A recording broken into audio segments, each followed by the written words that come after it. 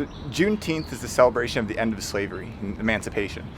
The word actually comes from June 19th, and it was June 19th, 1865, when the Union Army came to Texas and informed enslaved people that the Emancipation Proclamation had been passed and that the Union had won the war, therefore securing African American freedom.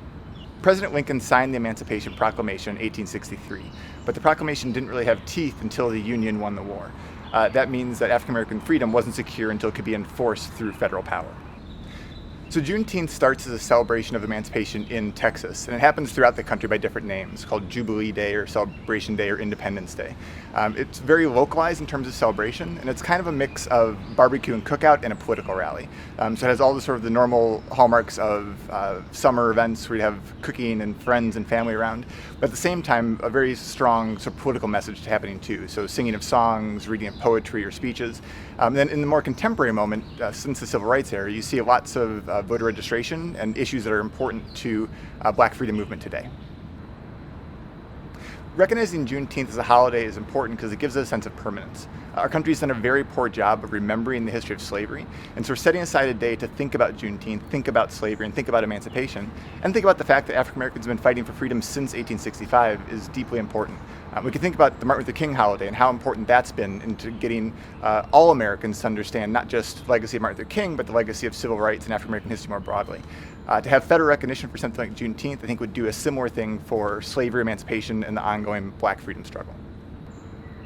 So I actually first learned about Juneteenth when I went to college. There's a book by Ralph Ellison that he never actually finished. It was called Juneteenth. That was the first time I'd ever heard of it. When I went back to Minnesota, I found out that the park where I always would play football and sports, Martin Luther King Park in South Minneapolis, had a Juneteenth celebration every summer. So that was my first time celebrating it. Since then, I moved all around the country as an academic, but have tried to find the different local celebrations and take part in those. So I think Juneteenth is getting more recognition right now because it coincides with the massive outpouring of support for the Black Lives Matter movement, really the largest social movement we've seen in several generations. And I think it's also a reminder that these battles have been going on for over a century.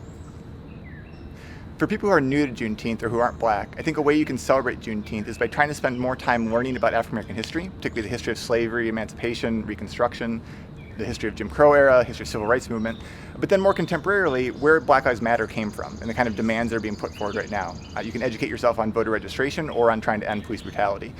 Putting your efforts into those kind of movements right now really honors the legacy of Juneteenth. So nowadays you can find out about information about your local Juneteenth celebration either online or through newspapers. And if you go, I think you should be aware that this year I think particularly will be a very emotional experience. Often they're very celebratory and party-like atmosphere. So this year I would expect celebrations to be mixed with mourning for the recent victims of police killings, but also a sense of urgency and fight to make sure these things stop happening.